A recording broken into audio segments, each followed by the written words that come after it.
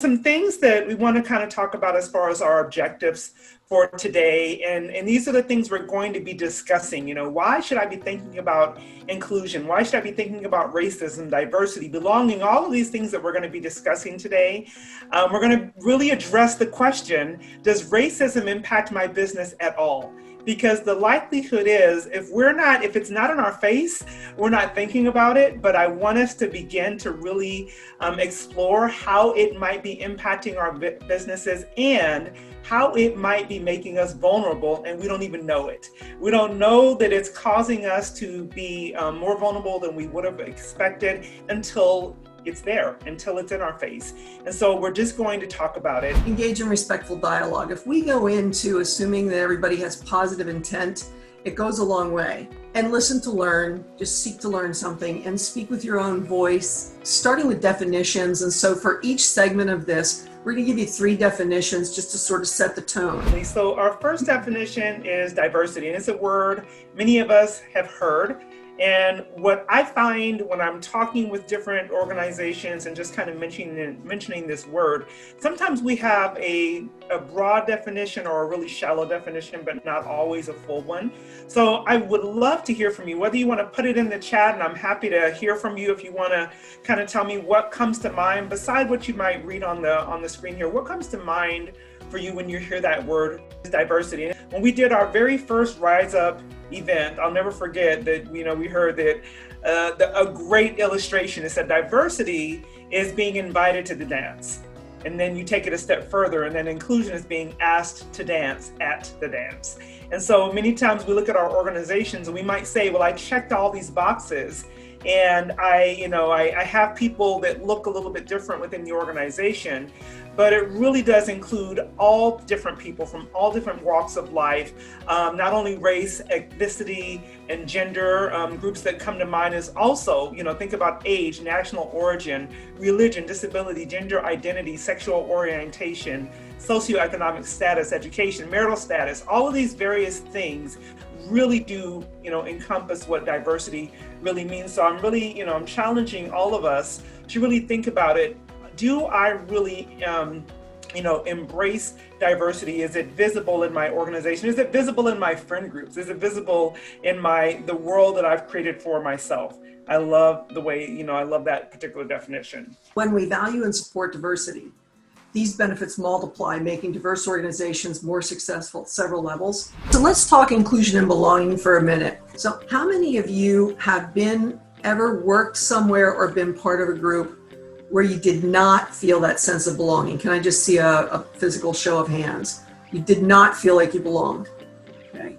So sometimes it's put in the chat box, how did you know?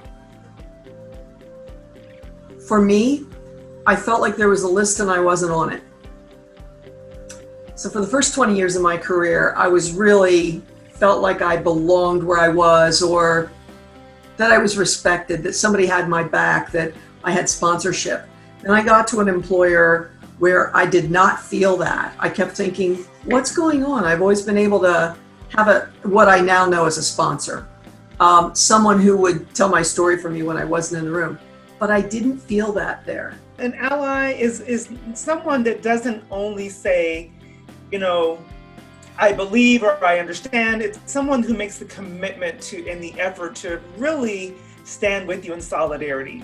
Some of the things that I found to be really powerful, especially during the times that we've, recently seen, there's been lots of examples, but I think most recently everybody's familiar with, George Floyd, for instance. I had people who would email me, call me, text me, message me, and say, I don't always know what to say, but I want to stand with you in solidarity. I want you to know that I am here for you. I am going to not only, say that I agree, but I'm going to show that I agree. And so what does it mean for you to be an ally? I would love to hear from you all as well. When you're thinking about that word, what's an example of how you might be an ally for someone who, based on gender, race, sexual identity, etc., feels like they've been oppressed and you're able to stand with them? What does that really look like? Because again, it's one thing to say it, it's something very different to actually demonstrate that. And what's really interesting is that many times those who are being silenced, they want to hear from someone. They want to feel as though they're not alone. Because sometimes it is awkward, right? Sometimes it is uncomfortable. Even having these kind of conversations can sometimes be uncomfortable. Just to sit back and say, well, I'm not going to contribute to the problem. Sometimes it's more valuable and more powerful to speak up, to talk about it, to help someone. And when we don't understand, to be willing to listen, right? To be willing to hear another person's point of view, to have the conversation, just to have the conversation and hear from the heart. Those things are so important. Time is past for keeping silent about it. Decide what you really believe in and don't be afraid to share it.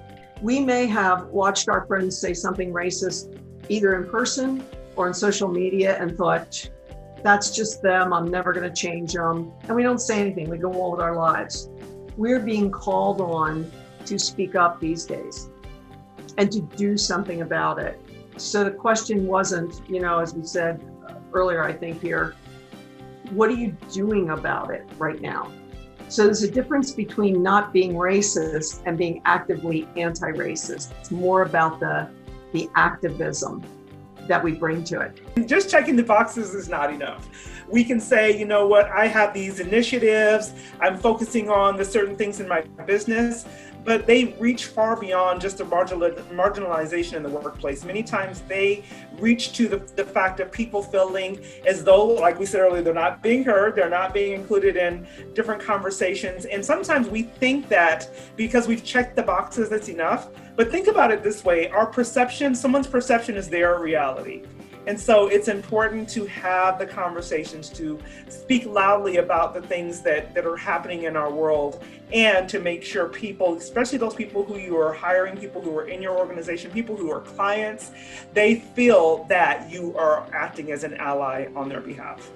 So you can go ahead and go into the breakouts if you guys are ready.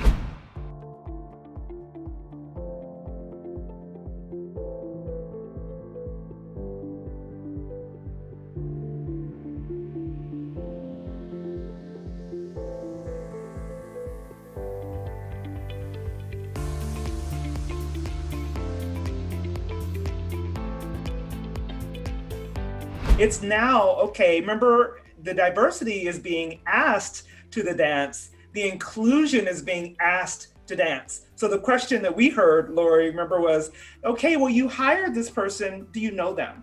When's the last time you had a conversation with them?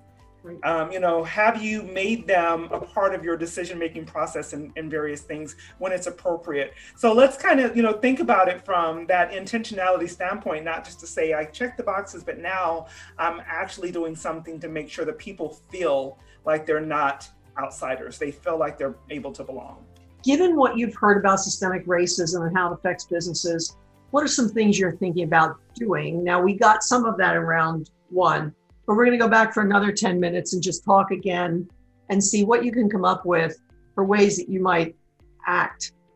What can you and your organization do in the community? Because as business leaders, we're not just business owners, we're business leaders. Leaders take a stand. How do you take a stand? Do you do it on your webpage? Do you do it on social media? Do you do it in person? What would promote equity and justice? That's another word we're starting to see more of. Justice is coming into the diversity conversation, and activate meaningful change so that all people truly are equal.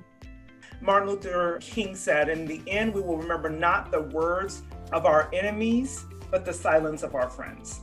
And I think that is important because that solidarity comes when someone stands beside you, locks arms.